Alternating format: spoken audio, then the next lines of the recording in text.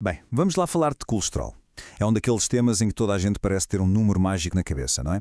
Aquela linha vermelha que supostamente nunca se deve ultrapassar. É este o número, 200. A ideia que anda por aí é que, se o colesterol total estiver abaixo disto, pronto, está tudo controlado, estamos seguros. Pois, a questão é mesmo essa. E, para sermos diretos, a resposta é um redondo não. Olhar só para este número pode ser, na verdade, bastante enganador. Vamos então começar por desmontar esta ideia, este mito de que existe um valor normal de colesterol que serve para toda a gente como se fosse um número universal. E a razão para isto é até bem simples. É que o colesterol total é, na verdade, uma soma de várias partes. E nem todas as partes são iguais.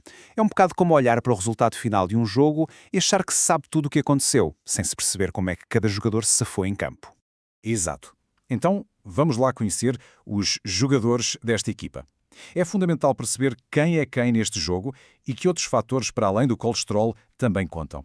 E muito. E aqui está a grande diferença. De um lado, temos o LDL, o tal colesterol mau, chamam-lhe assim porque é o que tende a acumular-se nas artérias. Do outro lado, temos o HDL, o bom da fita. A função dele é precisamente o contrário. É uma espécie de equipa de limpeza que remove o excesso de colesterol. E olhem para este exemplo que mostra perfeitamente o problema. Imaginem duas pessoas, ambas com colesterol total de 200. Só que uma delas tem um HDL altíssimo, o que é ótimo e protetor, enquanto a outra tem um HDL muito baixo. O número final é o mesmo, 200, mas o risco para a saúde de cada uma delas é completamente diferente. Veem como o número total não conta tudo? E a história não acaba aqui.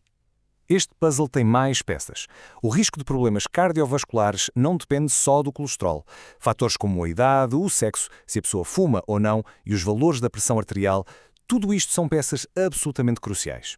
Ok, então como é que os médicos juntam isto tudo para perceber o que se passa? Bem, eles usam uma abordagem muito mais completa que calcula o risco que é pessoal, individual. Eles usam ferramentas como estas tabelas, as tabelas Core 2. Eu sei, à primeira vista parecem uma confusão de cores e números, mas na verdade são uma maneira incrivelmente útil de ter uma fotografia do risco de ter um problema cardiovascular nos próximos 10 anos. E até não é tão complicado de ler. Funciona assim. Primeiro, encontra-se a tabela certa para a idade e o sexo. Depois, dentro dessa tabela, escolhe-se a coluna fumador ou não fumador. A seguir, é só encontrar a linha da pressão arterial e cruzá-la com a coluna do colesterol não ADL. O quadradinho onde tudo se cruza tem uma cor e essa cor diz tudo. E o que é que as cores querem dizer? Pensem num semáforo para a saúde do coração. Se der verde, o risco é baixo, menos de 5%. Amarelo ou laranja já é um risco moderado. E se der vermelho? O sinal é claro, risco alto ou muito alto, ou seja, 10% ou mais. E reparem neste pormenor, que é mesmo muito importante e que as tabelas mostram. A partir dos 75 anos de idade, a conversa muda.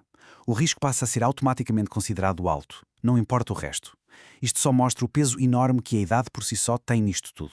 Tendo em conta este risco, que é calculado de forma individual, podemos finalmente chegar àquilo que interessa. Afinal, qual é o verdadeiro número que se deve ter como objetivo?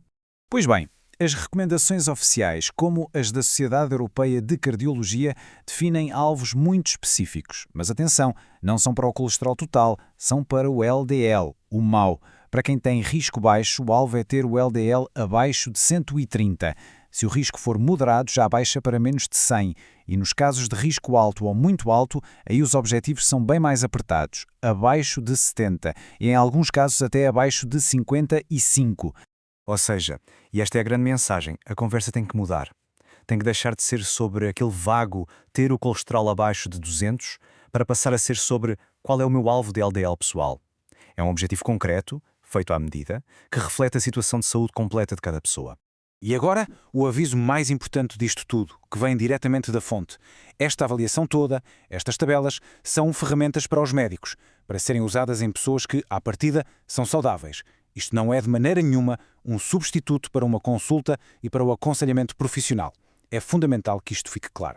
No fundo, a ideia disto tudo não é ajustar ninguém. É o oposto. É dar poder através do conhecimento. Porque com esta informação, a próxima conversa com um médico pode ser muito mais rica, mais focada e, acima de tudo, mais útil para a saúde de cada um.